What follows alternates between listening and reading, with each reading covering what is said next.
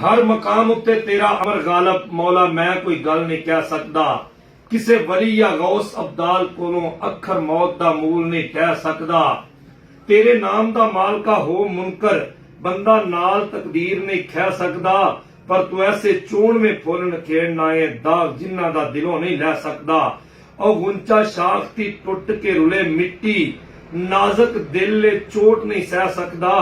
बेबस दा कम सरदार रोना ओए बंदा रोन तो कदी नहीं रह सकदा। बंदा रोन तो कदी नहीं रह सकदा। कबड्डी दी दुनिया दा सुपरस्टार खिलाड़ी साडे पाकिस्तान दा अजीम सरमाया मोहम्मद नवाज माजू जो दुनिया तो रुखसत हो चुके ने।